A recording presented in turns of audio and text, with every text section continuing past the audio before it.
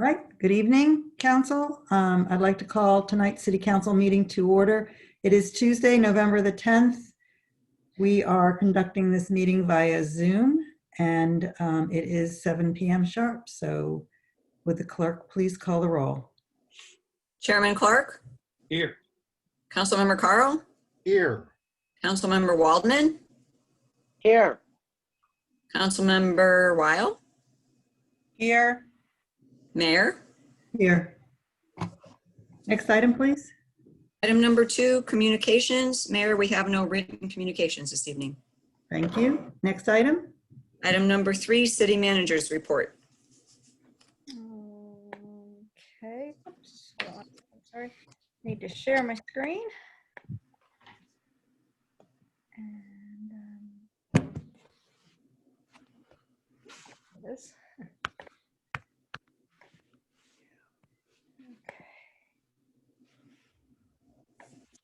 Okay, thank you. All right.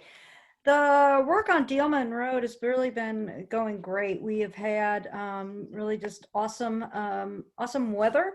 And they have been, Spencer Contracting has been really phenomenal with getting the crews out there, and Cochran Engineering, who does the project management, has been very good at kind of synchronizing all the work that's needed to be done on that bridge.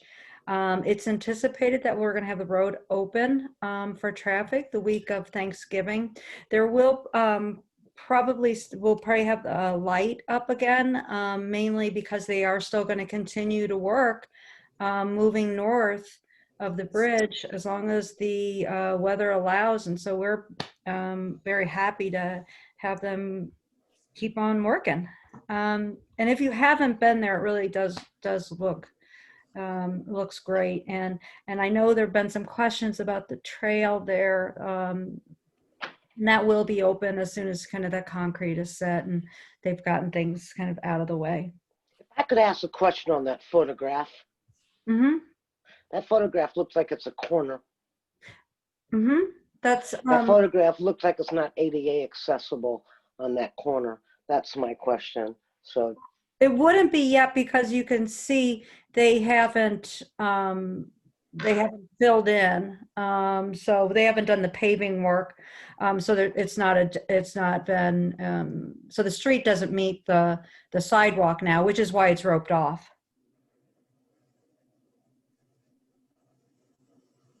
Does that answer the question? yes, it does. Thank you. Okay. I mean, this is just an in process or in progress. Stony Side paving, we've gotten more work done today, again, taking advantage of the great weather, and the STL Milling and Paving. They are really trying to pack in 3 days of work in 2 days, taking advantage of the weather and before it's cold. And so again, really appreciate the relationship we've developed with them. So that also has been good. Firestone Development. Firestone has submitted their final plans to MSD. And today they also sent renderings for the corner of Dealman and Olive. Not really had a lot of discussions with them. This is, so you can see it's kind of a rendering placed down in the middle of some big city somewhere. But it's just to give you an idea of what that corner might look like. And I think I thought I had another picture. That's the future view of Olivet there, right? Yeah, I guess so, yeah. Hold on one second. I thought I had, there it is. Okay, for some reason it wasn't coming up. And then that's kind of shows one of the possibilities for a little water feature there. So again, that's exciting as it continues to move forward. We don't have any kind of schedule from them because it's, a lot's going to depend on MSD, and then then we get into winter and what they can do. But they are, I believe, going to work kind of as quickly as they can once they have all the approvals and permits in place. On some other updates, the CARES grant, I talked about that a little bit. We will be submitting for the reimbursements. Tomorrow it's just kind of being reviewed. We anticipate it going in tomorrow, and that should then, we have enough expenses to justify the full reimbursement of the 532,000 and such, and so some other amount. And so we hope to have that done, and we hope to then, before the end of the year, have the other 50% of that grant in place. As you know, this will then come back to the council, but as the council is aware, we have a deficit budget this year due to the COVID and the reduced revenues, and so this will greatly help with that. As I've explained to people, this is a reimbursement grant, so the funds we've already spent the funds that we're getting reimbursed for, and so that's kind of how that will work. Today, DTLS, who's the landscape architects and engineers on the Parks and Community Center project, provided various schematic designs for some of the parks. I think now we've seen a variety of options for all 5 of the parks.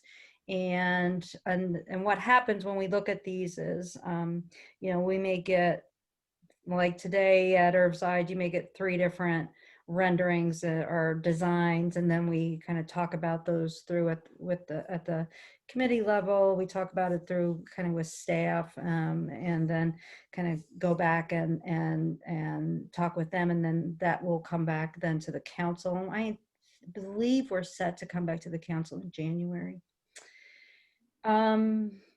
And then on another project, again, our geospatial information system, or GIS system, was really the only special project that we continued to move forward in this current fiscal year, because we really felt it was that important, even with the some of the complications from the pandemic.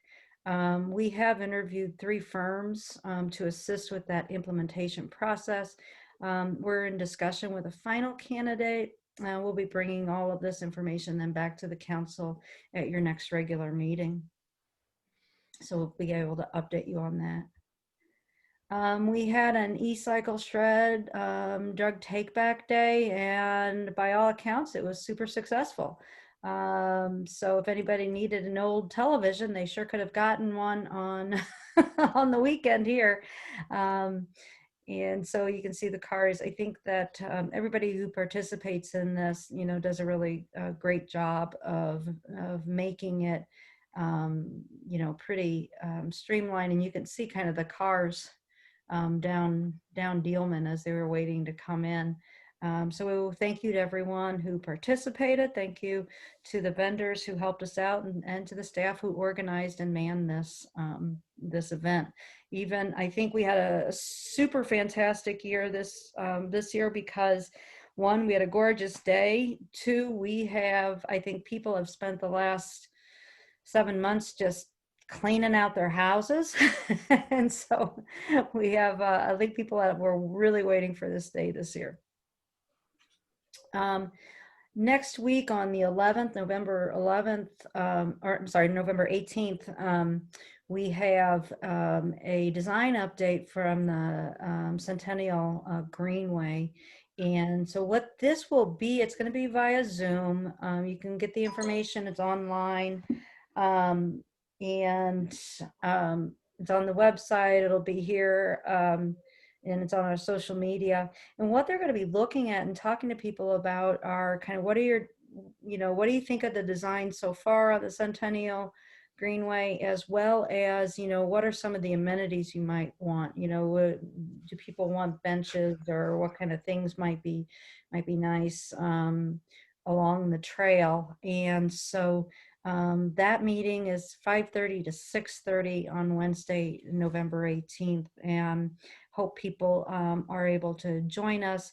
And Great Rivers Greenway has done really an excellent job. They've been working with Shockey to get messaging out, and to get surveys and a variety of trying to reach out to people in a variety of ways to get input on the Greenway. So I encourage people to take advantage of that. Olivet Turkey Trot. We are over 325 registered participants. We've had even more people who maybe didn't sign up for an event, but they purchased merchandise. And so in all accounts, I think we're doing really well for our very first virtual event.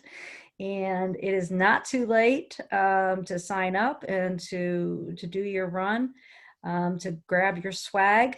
I believe we'll be doing, I think it's next week, we'll be doing another kind of merchandise pickup days. And so make sure, get signed up and come and pick up your merchandise, pick up your shirt, wear it proudly, and get your event in, put it back up on our run, on the Turkey Trot website. And I think it's going to be people who've come in when we had the packet pickup a week or two ago, a couple weeks ago, are still really excited about the event. So it was really great that even virtual, even without the longer lines waiting to pick up their merchandise or to register, you still really saw the excitement for the event, so which is great. Other things coming up tomorrow is Veterans Day. City offices are closed. The Zoning Board of Adjustment, it will meet November 12th at 7 p.m. The City Council is holding a special meeting on November 12th at 7 p.m. The majority of that meeting will be in closed session, so they're Could I, please, you're identifying two meetings at the same time on November 12th. yes. I thought the special meeting is at 6 o'clock. Oh, is The this ZAB is at 7 o'clock. Oh, okay, the special meeting is at 6 p.m. I apologize. Okay, thank you for that correction. I have trouble transitioning to different times. Then on the 18th is the Centennial Greenway update that I just talked about. The Park and Recreation Commission is also on November 18th at 7 p.m. And the Planning and Community Development is their regular meetings November 19th at 7 p.m. And just a note on the Park and Recreation Commission, they tried doing, I think, a 6:30 meeting a few different times, and they decided to move back to 7 p.m. And with that, I'm happy to entertain any questions that the council might have about this or any other topic. Anybody have anything for Barb? And I do notice Bruce McGregor is on as an attendee if anyone would have any questions about the road work specific to that. Anybody? No questions? All righty. That's great. We're going to move on. Next item. Item number 4, City Council reports. I am going to start with Councilmember Carl. Okay, I attended an EDC meeting yesterday, which was entirely in closed session. So I guess that means that there's no There's really report. no report I can give. No report. Okay. Councilmember Wyatt. I attended the Parks and Recreation meeting that was right after our last meeting, and a lot of the information shared at that meeting had been discussed the previous evening at the Tuesday council meeting. We shared the updated community center information and park master plan. The key items that were the takeaway is that Jim Pearson, who is the chair of the Parks and Recreation Commission, is now going to be attending the Park Master Plan implementation team meetings. And so he'll be giving updates to the Park Commission on a more regular basis than just the monthly meetings. And that way they'll be a part of the progress as things occur and not just having them once a month. Ed Kastner gave updates on the Weed Warriors and the new hiking trails at Warson and Stacy Park. And if you haven't had a chance to do some of them, we highly encourage it. And Bev gave a pretty thorough report, but most of it she had shared with the council the night before. So just things are going really well. There's a lot going on. We talked a little bit about the soccer clinics and the night of the movie nights and all. They are gearing up to do one more movie night, one more drive-in night in early December, following Thanksgiving. And the big push was to really encourage people to come out for the turkey trot. And, you know, it's gorgeous weather, so it was go now. You don't have to wait till Thanksgiving morning if it's cold. So it was a very productive meeting. And like Barb said, they did choose to go back to the 7 p.m. Meetings. Great. Are there any questions? Questions? All right. Councilmember Waldman? Thank you. I wish I could be as simple as Councilmember Carl and just say everything's an executive session. But hearing that is always good news anyway. So I attended the Planning Community Design Commission meeting of November 5th, at which there were old business on several homes. 828 Newcastle Drive had come before the body previously. The commission provided some suggestions and recommendations and upgrades. And the builder came back, Helmut Weber, and addressed those issues and pleased the body. And that was passed as a new single-family home project. Under new business, 865 Alden Lane, setback variances. Carlos kind of talked about the administrative review and why this came to the body versus administrative review. It was approved 6-0. This was a 3-foot rear yard setback variation for a deck. After that, there were discussion items that that the commission discussed with regard to variations, as Councilmember Carl brought up at our last meeting with regard to the fencing and going to the zoning board of adjustments with a little bit of variance with the flexibility of the review. It was identified to the body when they began the discussions with regard to the urban agriculture topic that Mr. Martin will be at the Planning and Community Design Commission meeting, the first meeting in December, to address any of the ongoing questions or thoughts and concerns of the body before this body brings something back to the city council in relation to this topic. Is that correct, Mr. Martin? First I've heard, but I believe I can make it. When is the first meeting? Oh, I'd have to pull my phone out. I want to say December 3rd. Well, we'll figure it out. Okay, good. They continue their discussions of other business with regard to stormwater management, and we'll continue that conversation under the reports provided by Mr. Trejo. An 8-lot residential petition will be coming to the Planning and Zoning Commission at their next meeting. And that is all I have to report. Thank you. Councilmember Clark? I have nothing to report at this time. Thank you. I attended the Parks meeting today, as City Manager Sondag already described. It was a very productive meeting, very interesting meeting. I think you all will be really happy and very pleased with the way conversations about the parks are going when we see all of this again in January. I think that they've done a really, really good job and have given us a lot of things to think about, but more importantly, have really listened to what we had and what we need and have delivered that to us. So that's really great.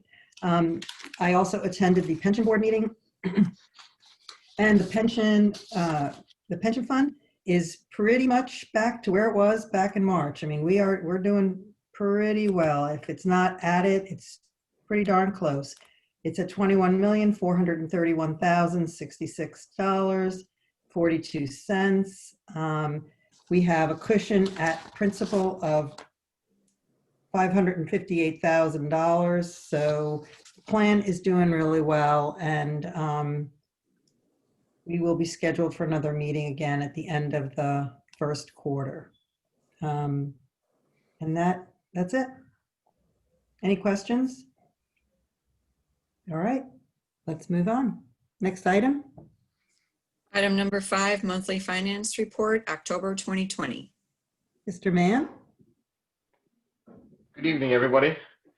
good evening. Happy to see everyone. And for our fiscal year report to date, we have, there we go.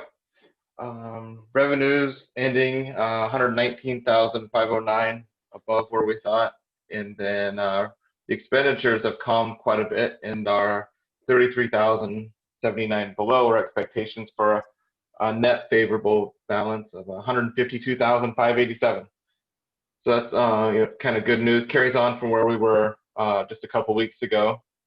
Sales tax again are propping up some shortfalls in other categories. The reserve policy is showing good and strong compliance there. We see the 2.475 million at this point in the year. And to remind everyone, this is about as low as we're going to go as far as the deficit for the year. And you can see it right there. We expected to be at $947,000 in the red at this time to the end of October, and we were $795,000 in a deficit. Now, this is the first time, if we go back last year, we weren't quite ready to be giving any public reports on this as we implemented the software. This is something that happens every year, but we've rarely seen it in such a way. This is, kind of, it can get a little scary when you look at it like that. But that's what I've always kind of said, that October is the leanest kind of month before the property taxes are collected. And so we expected it, and that's where we're sitting today. The sales taxes themselves, they did retreat from September's all-time high, but they still collected the highest October of the charted time that we can see in the next page of 7 years. It was due to some strong collections, and also lower sharing has helped out. In the property tax side, we do see a little bit of a negative variance, but that's just because of the fire protection payment from St. Louis County was a little bit delayed. If we remember, 3 months ago, it was the same thing in July. And so I expect to receive that payment any day now. Utility taxes, those collections are slightly lower than we thought. And that's due to some of the same things we've talked about over now, 4 or 5 years. Water collection is exceeding some expectations due to that dry weather. In those remaining categories, we've talked about court, we've talked about parks and recreation, definitely hit pretty hard because of those restrictions on the pandemic side, as you see the fallout from those. Maybe a development we've seen here in October is that the medical transport fees, where 4 to 8 months and 6 is about the average, is the collection time from when the transport takes place to when we get any kind of our money. And so this is, if we were to go back 6 months, 6, 7, or 4 to 8 months, we would also see that the fire department in their monthly reports were also reporting lower call volume. Again, that matches what most hospitals were seeing, where most folks were staying away. And so now we're starting to see that hit our revenue. And so it is now not quite meeting expectations and kind of fading out. Outside the general fund, like I said last month, I guess I did. We do record. We can see a bump in the grants fund because of the first half of that CARES Act funding the city manager talked about. We do expect to see the remains of those, the second half, the remaining of it, coming in November here. So we'll talk about that again next month. That shows up on the lower half of page 10. And then expenditure-wise, we're right within expectations. The unfavorable variances that you see. Yeah, go ahead. I'll stop. Yep. Right there for a quick question. The money that went into the grants fund from the CARES Act is not reflective of our revenue increase in the general fund, correct? Our revenue. That's correct, and that's exactly why. If we go back, many years, this is exactly why we would separate those things out, so we don't have to worry about that bump in the general fund. We can go about our business in the general fund, and then the grant funding then becomes its own place in that fund itself. So, I just wanted to be sure yep, that that's was correct. clear to everybody. Thank you. Hmm? Just wanted to be sure. Like I said, those, good. The unfavorable variances that we are seeing in our expenditures are, we did have a retirement in the police department. We do have some overtime concerns that are kind of sitting in the fire department, and then our health insurance payments oftentimes show up a month ahead of time. So right now we have a November health insurance payment showing up in our October reporting. So that all makes itself up when the year comes to an end. The only thing I'll mention here is outside of the general fund, on the lower half of page 11, we can see the community center and park improvement costs, and they'll begin to accelerate as we pay our architects and those owners reps in there.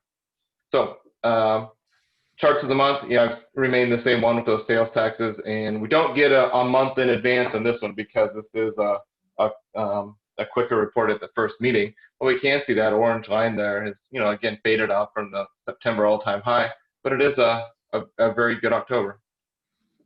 And that reflects in all the sales tax funds. It was a better October than we had expected. So with that, I don't have a ton to report on that. I will like to give a shout out to our accountant here at the City of Olivet. Tony did a good job of getting this stuff ready because this is the first meeting, so there's a little bit of a hustle involved with trying to get some of these things done. We can't do it all the time, but the timing worked out really good since we only have the one meeting here in November. Anybody have any questions or see anything that we need to maybe see more detail on, or have any questions on regarding what we're looking at?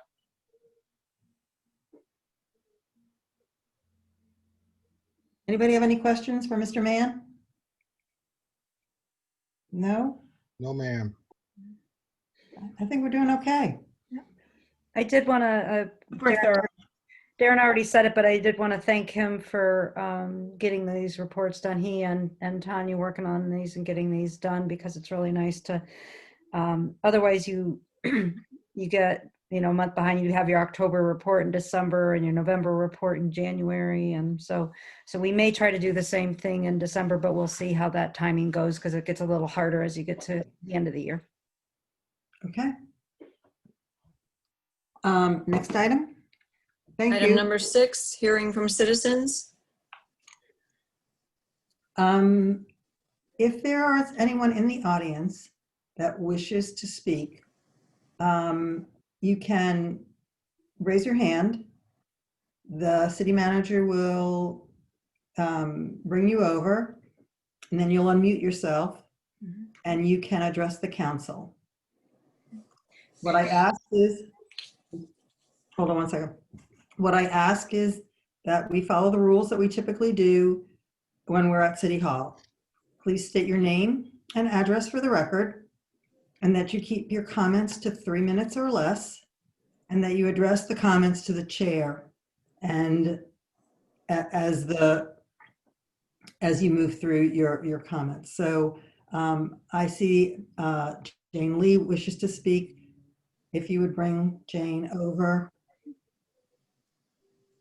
Okay, Jana, if you just want to unmute yourself, there you go, and you can go ahead and speak.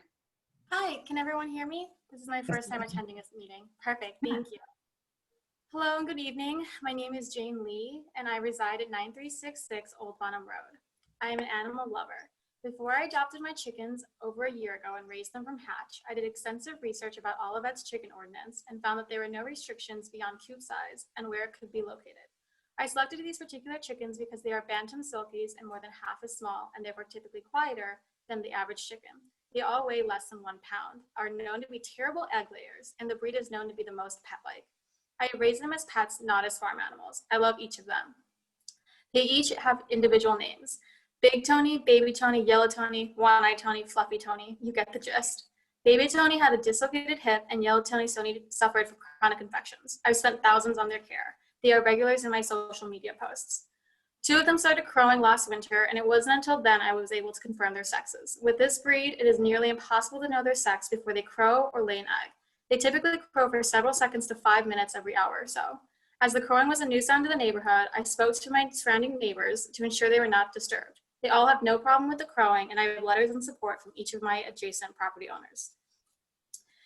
In July, I received an unpostmarked letter from the house east of my neighbors. It was a complaint about the crowing. I tried to work with them over the next month and a half, from July until August, in an attempt to accommodate their request to quiet the crowing. She said they'd rather hear the birds. I took the following steps. I bring the roosters in from 6 p.m. to 10 a.m. every day and let them out even later on the weekends. After consulting the St. Louis Backyard Chickens Facebook page that I'm a part of, like they suggested, I purchased new hens because roosters crow less when they have more girls. I also bought collars that work to quiet the crowing. I also purchased new bird feeders to put near the coop and towards the southeast side of my property to attract blue jays and cardinals to help create the ambience that they wanted. After taking these steps, I followed up with her, and she stated that she can't hear them when she's inside and that she will listen for them. She went weeks without texting me from July 17th and August 1st. Last week, I received a notice from the city saying that the roosters are a public nuisance. While I initially thought rehoming the roosters would be an option after speaking with the complaining neighbor, I have learned that because of the special needs of one of my roosters, baby me, it would be unlikely that he can be rehomed. Also, because of the domestication of my roosters, they would not thrive in a traditional farm setting. It's unfair that I'm being forced to give away my pets because my roosters make sounds that are no louder than a dog barking. I'd like to find further ways to accommodate my neighbor, perhaps by further moving the coop all the way to the other side of my property and building a wall of shrubs around it to help block the sound. This is in addition to what I've already been doing.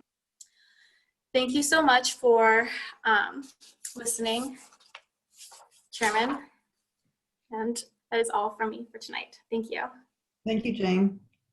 Mayor, could I respond? Sure. First of all, Ms. Lee, did you receive the city manager's email? I did, and I wanted to say thank you, Barb. I appreciate that. I didn't know how I should say that in the meeting earlier. That's Just fine. Yeah, just so the council's fully informed and everybody knows what we're talking about here. As Ms. Waldman just pointed out just a few minutes ago, urban agriculture is being considered by PCDC, and I believe that it includes chickens or roosters, and they're going to talk about it on December 3rd. I also need to speak with Mr. Trejo, who's on vacation this week, and the situation is just in a state of flux because of those two things. Ask everyone, especially Ms. Lee, to please be patient. The city's not going to be pursuing anything against her chickens right now, but I would stress that I can't predict what the future holds, and if this is indeed a nuisance, we might have to do something, but that determination hasn't been finalized, and we will keep Ms. Lee informed as time goes on. Thank you so much. I appreciate that. Okay, thank you. Do you have any? Okay, if you don't have anything else, I'm going to move you back to an attendee. Okay, Jane? Yes, that's totally fine. Thank you. Melissa Lloyd would like to speak. Melissa, I've just moved you over. If you just unmute yourself, there you go. Hi, hello, and I just am here as an attorney, and I'm here to represent Jane Lee and the issue that we were just discussing. As well, I am also here present tonight at the urging of a representative of the Department of Planning and Community Development so that they might have clarification on how to apply Olivet's various nuisance ordinances. And I understand that there's going to be a meeting later, but just in regards to what's going on with Ms. Lee's chickens, I just would like an opportunity to just make some comments in regard to that. And as I am here at the request of both Jane and also as at the urging of one of the members of the municipal department, I respectfully request that I might just have a couple of extra minutes to speak regarding this. Sure. Is that okay? Yes, absolutely. Thank you, I appreciate it. So Jane has been a resident of Olivet her entire life and has brought numerous animals into her household over the years, including emotional support animals. To say that Jane is an avid animal lover is to put it mildly. Each animal that Jane has brought into her home is a member of the family. Prior to acquiring her chickens in June of 2019, Jane did everything right, both in researching Olivet's relevant ordinances and by being a courteous neighbor. She researched Olivet's ordinances to ensure that chickens were not prohibited. She found that chickens were clearly contemplated when she applied for and received her permit for her coop. She selected the Bantam breed of chickens, known to be a smaller, quieter breed, which crow no louder than a medium-sized dog. As she raised the hatchlings, she was initially unable to know which of the flock were male and which were female. Upon discovering that 2 of her young chickens were roosters, she asked her adjoining neighbors if the crowing was loud or disturbing. They unanimously indicated that the roosters did not interfere with the quiet enjoyment of their homes. She coordinated with her neighbors the placement of the coop, with one neighbor agreeing to the placement of the coop along a shared boundary. In August of this year, Jane received a complaint from homeowners 2 houses away. After discussing the issue with the neighbor, Jane purchased crow collars to accommodate the neighbor. Jane waited a week and then proactively reached out to the neighbor to see if the collars were sufficient. The neighbor indicated that she hadn't been outside much, but would listen over the next day and would let Jane know. Jane didn't hear back from this neighbor the following day, or the next, or even the next week. 2 weeks passed before the neighbor indicated that she finally had a chance to listen and that Jane's roosters had to go. Jane said that she would continue to work to find ways to mitigate the sound, but she was not willing to rehome her chickens.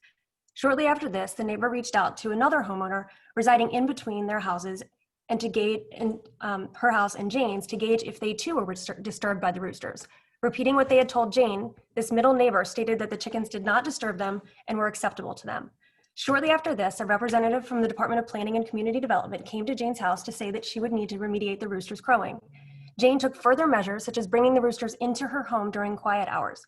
Jane reported her efforts to the department. Despite her efforts, last week, Jane received a notice from the city stating that she was creating a public nuisance pursuant to Ordinance 220-10B5, the city's general nuisance ordinance, and that she had 10 days to remove her roosters so as to alleviate all noise complaints. The department issued the notice under the general public nuisance order, as there is no evidence that Jane's roosters crowing violates section 210-70B4, Olivet's code section that directly governs animal sounds, and which states in relevant part that an animal creates a nuisance if it causes a disturbance by excessive barking, howling, meowing, or other noise making for a continuous period of at least 30 minutes. This council has routinely recognized that the proper consideration for animal sounds rests in section 210-70B4. This ordinance provides an objective measure that balances a resident's desire to enjoy the companionship of a pet with their neighbor's right to quiet enjoyment of their property. The department's enforcement of the general public nuisance ordinance in regard to animal noises cannot be left to the subjective sensitivities of individual residents. This would not result in a workable solution for the department.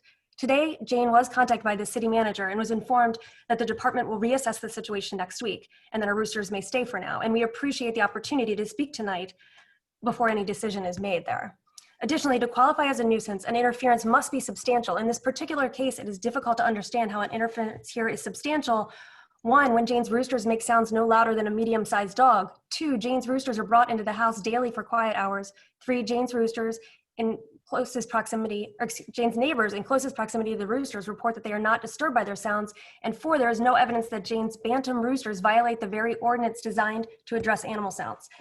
If, however, this council were to allow the subjective enforcement of the general public nuisance order, or were to consider restricting an entire subset of animals within Olivet's borders, we respectfully request this council, 1, first seek public feedback before implementing any such subjective framework or animal ban, and 2, in the name of equity and fairness for residents like Jane, who did everything right, grandfather their current pets, particularly when such animals are compliant with the existing ordinance governing animal sounds. I thank you for your consideration. Thank you, Melissa. If I may, I think it's worth, just before, if anyone else wants to speak, just please raise your hand. But I think it's also worth noting how this process sort of works. This process works. So the Planning and Community Design Commission will be considering all of these conversations and these options at their meetings. And next on December 3rd may not be the final meeting where they'll take this up. And they do take public comment. So you may go and share these comments with them. And I think, and I'm going to encourage you to do that. Once they do finish their work, they will make a recommendation on an ordinance to the city council. Then it comes to the city council, and the city council will take it up, probably in a workshop situation, and discuss it further. The city council can do several things. They can accept the ordinance that was recommended by the commission as written. The city council can alter it and use their discretion in any way that they so choose. And finally, then, once that is all settled, that ordinance will come before the city council for a formal vote at 2 separate meetings. And we will have a public hearing on that so that the public will once again and finally have an opportunity to speak to us. So there are going to be multiple opportunities along the way to voice your concerns and voice your opinions. And I encourage you to do that so that your opinions and voices can be heard. So that is the process moving forward. If there's anyone else that would like to speak to this issue, please raise your hand.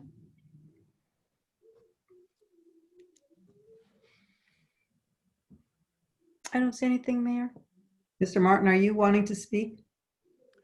Um, I'm getting a Mayor, sense- I think you summarized everything, and I think I summarized everything Okay. very succinctly and appropriately. I hope that Ms. Lloyd's tone isn't one of belligerence. I would suggest that, you know, the city council and the planning and community design commission should be looking to me for advice on the interpretation and application of the city's ordinances, and not to Ms. Lloyd or an outside lawyer. And I would reiterate, we need a little patience. We're going to address the situation and we'll see what happens. Right. But I don't want to discourage people from speaking. No, I'm I not understand. going to discourage anybody from speaking. That is their right. And so I would advise you to keep track of the PCDC schedule. They meet on the 1st and the 3rd Thursdays of every month at 7 p.m. and they do it via Zoom. And that is it. I don't see any other hands, and so we are going to move on. Next item, please.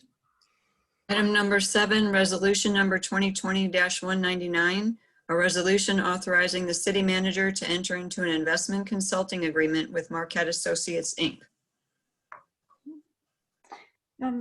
Thank you.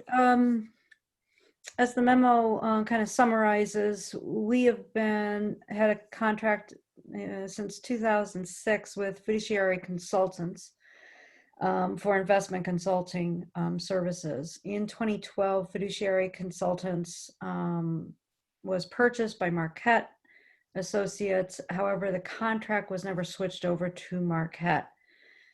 The council did at one point in about 2013, 2014, wanted to look into kind of the pension as a whole, did a lot of review. One of the things to remind people is our pension's a little different. It's the contract that we have with Principal is a little different. You don't see a lot of those anymore, and the Marquette Associates actually at that point suggested that they didn't suggest that we go out for bid for consultants. They felt that everything was actually working pretty well, and that it was beneficial to the city to remain with Marquette Associates.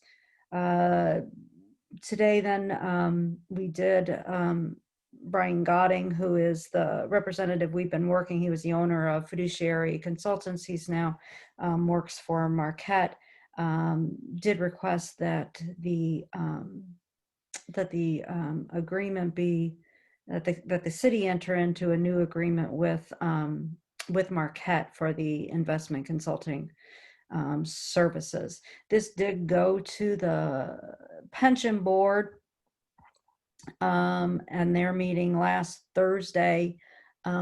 With that, I am going to actually ask, I was not at that meeting, so I will ask the mayor and Darren Mann, who attended that meeting, if there is anything additional that needs to be added from the conversation at the pension board meeting.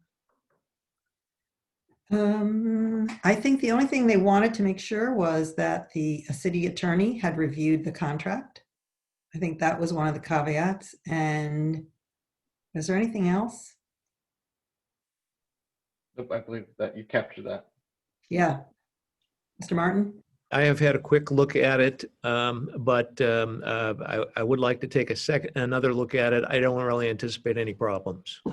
I think you can go ahead and act, and whenever you do these things, the approval is in substantial conformity with the proposed contract, and if there's little changes that need to be made, we can go ahead and make them without follow-up approval. Okay. All right. Does anybody have any questions for either the city manager, the city attorney, anybody? I do. Go ahead. I was just waiting to see if anyone else did before me. All right. I just have the question as to if we're doing this contract change, why are we identifying January 1, 2021 instead of December 1st, 2020? Because we're still in November. This is a resolution. This doesn't have to be read twice, Mayor. So I'm just inquiring as to that January 1, 2021 date versus now. It was the request of Marquette Associates. I think they want to have everything switched over for January 1. I think there were other contracts maybe that didn't get switched over, and so they were just using that date as everything they want everything done by then. Does that answer your question? Okay. Anybody else? All right. If there are no other questions, I will entertain a motion. Madam Mayor, I make a motion to approve Resolution 2020-199, a resolution authorizing the city manager to enter into an investment consulting agreement with Marquette Associates Incorporated. Second that. Been moved and seconded. Any final comments, questions? Hearing none, please poll the council. Councilmember Weil, Yes. Councilmember Carl, Yes. Councilmember Waldman, Yes. Chairman Clark, Yes. Mayor, Yes, motion passed. thank you. Next item.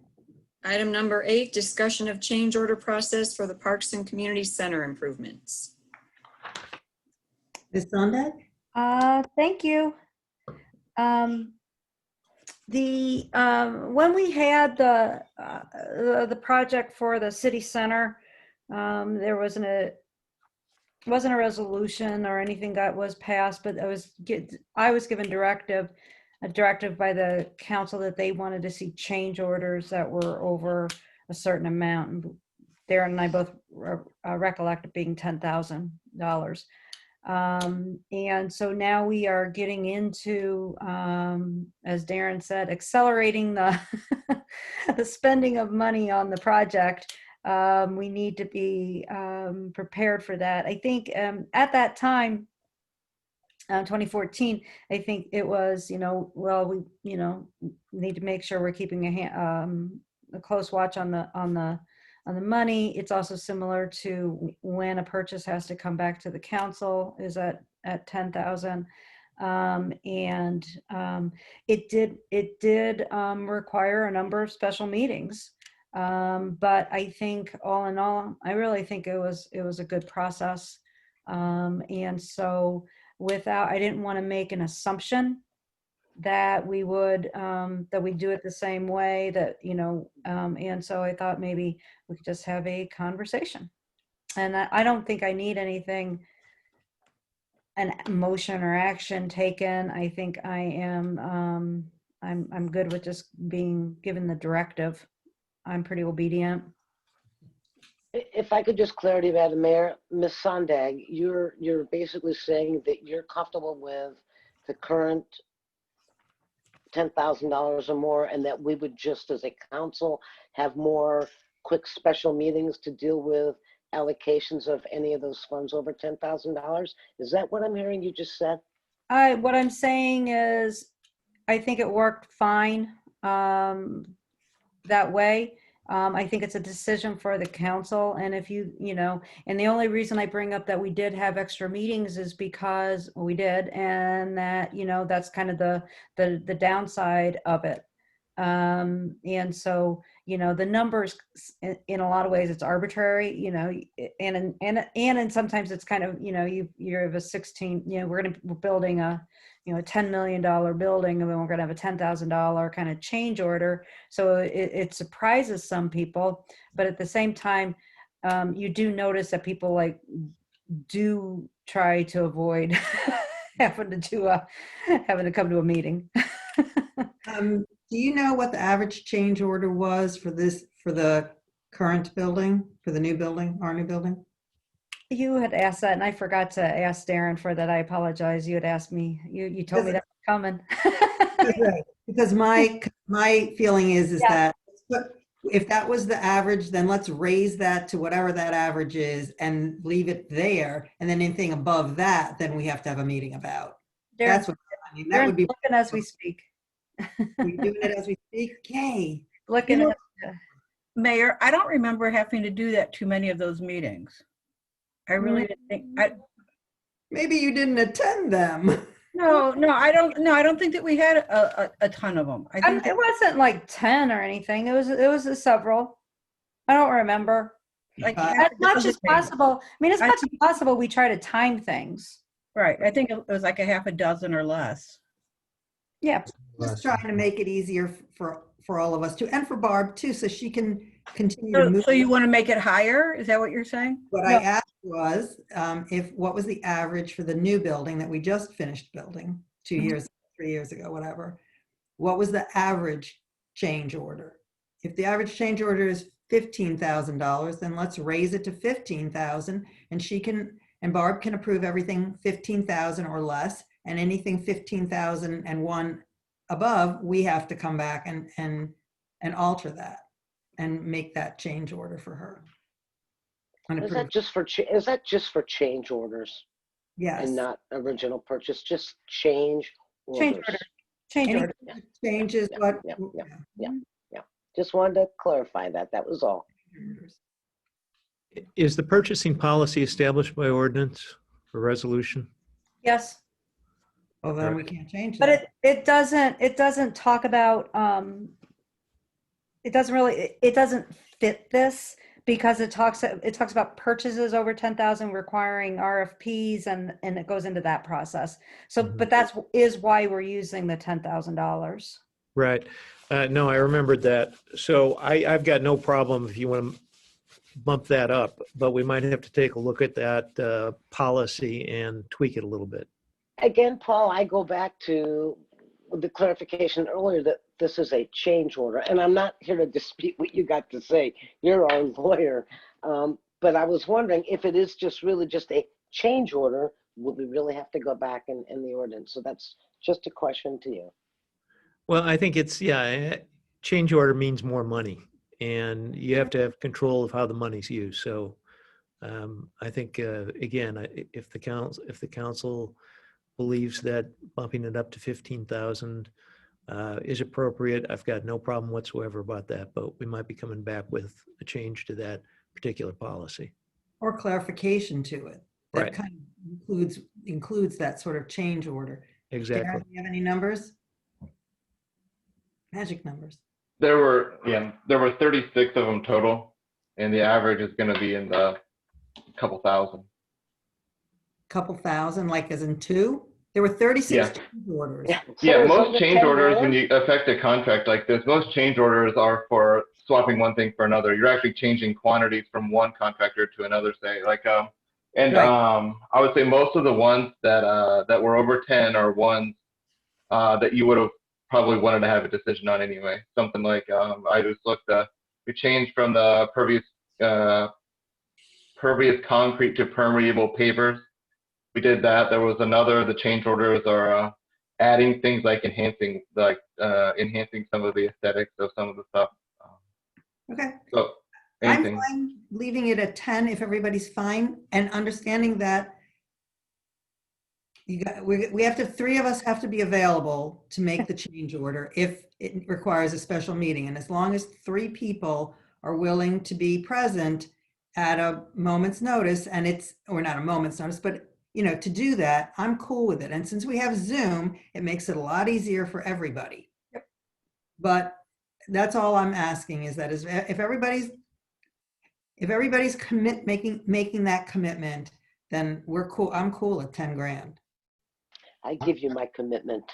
Yeah, I'm fine with it. And, I would say that let's just leave it at 10 for now and see how it goes, because that doesn't take any action on our part, really. Okay. And, Yeah, and let me sleep on it.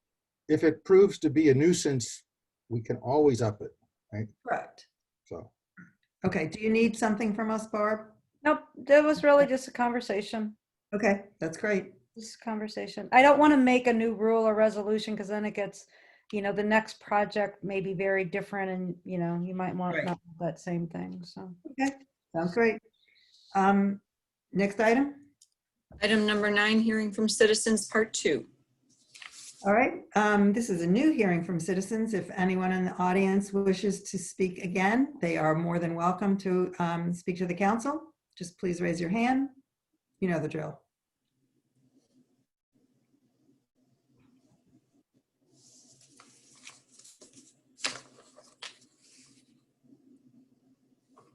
Okay, I don't see anyone, Mayor. Nope. All righty, we're going to move on. Next item. Item number 10, review and approval of minutes. Council, we're only going to approve the city council meeting minutes from October the 27th. Madam Mayor? Yes. I read them. I make the motion that we approve the meeting minutes of the city council meeting of October 27, 2020 as written. Second. Thank you. Moved and seconded. Any comments on the meeting minutes? Hearing none, please poll the council. Councilmember Weil, Yes. Councilmember Carl, yes. Councilmember Waldman, Yes. Chairman Clark, Yes. Mayor, Yes, motion passed. thank you. Next item. Item number 11, city attorney's report. Mr. Thank you. I have a couple of items. Number one, on the special meeting on Thursday, when you go into closed session, I just want to tell everybody this in case I forget. We should also include subsection 12, which is for discussions of negotiated contracts of 610.021. And best case scenario is, if we can revise the agenda and add that, that would make me really happy. But let's make sure that that gets included in that as a reason for closure. Number 2, the Marquette contract has an indemnification clause. You know how much I hate those things. But in this particular instance, I'm sorry, who The Marquette. has an, okay, the Marquette contract. I was able to look at it really quickly. The indemnification clause is different because it indemnifies Marquette only for the city's own actions, essentially, and not for Marquette's own actions. And while, you can get into a philosophical discussion about whether indemnification is the correct word, the bottom line is the city's responsible for its own mistakes, and that's all that really does. So I'm fine with that contract. Okay.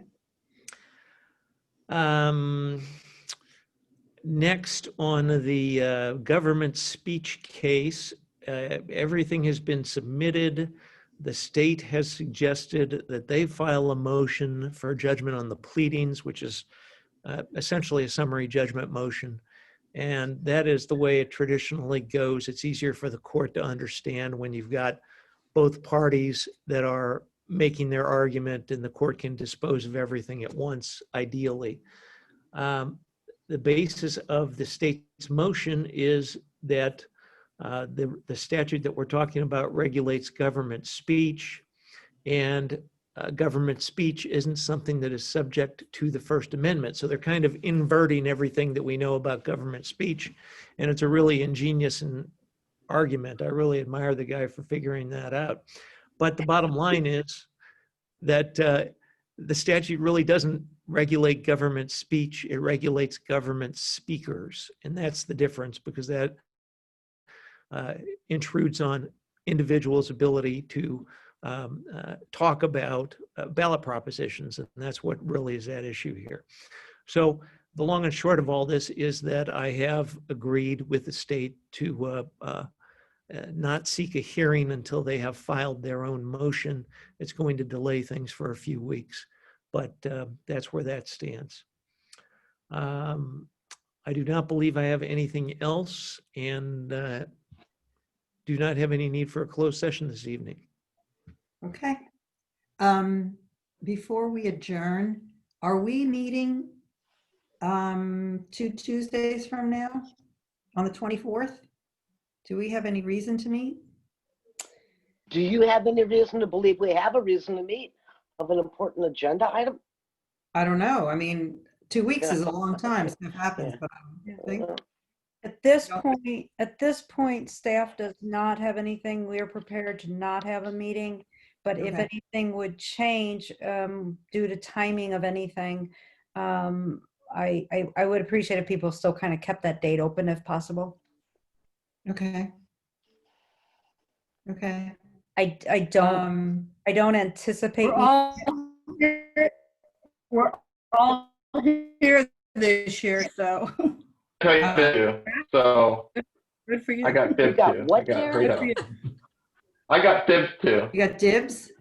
I got fibbed. Yeah. Somebody fibbed to me. Lies. They lied to me. Told me that there was only one meeting. So I hurried up. Oh, fibbed, okay. Yeah, Oh, fib- that's why you rushed up and had a report tonight? Oh, yeah, no. There's always an opportunity in the month of December, or November, or December to have 2 meetings. Okay, so we'll just keep that open. But Darren, think of the weights off your shoulders. And Barb, are you meeting with Sydney and I? What time? Because I can do any time you need tomorrow. I'm off. 9 o'clock? 9 o'clock it shall be. Will that Okay. work? Okay, 9 o'clock. I do have a question. Yeah, Are we supposed to have a written report to read before Thursday? I didn't think so. Yes? Yes, we are. I I'm thought working. so. I'm working on that. Okay. I just wanted time to read it. Remember that Edie's, well, I shouldn't say anything. Never mind. I'm not sure what's coming at, what you were gonna Greg, say. I'm getting too old to look at stuff at the same time of a meeting. I'm getting too Well, old. to no, I'm try to just saying figure that out. events Okay. turn pretty quickly. So that's all I'll leave it at very general at that at the moment. So that Barb may not have had an opportunity before today to. Oh, because of you had your meeting last night. Well, and let's not get into it, Maxine. Okay, read between the lines. All right. Is there anything else, council? Any other questions, comments? If not, I will entertain a motion to adjourn. So moved. Second. Thank you. Moved and seconded. Good night, everyone. Thank you. Bye. Good night. All right, thanks, everybody.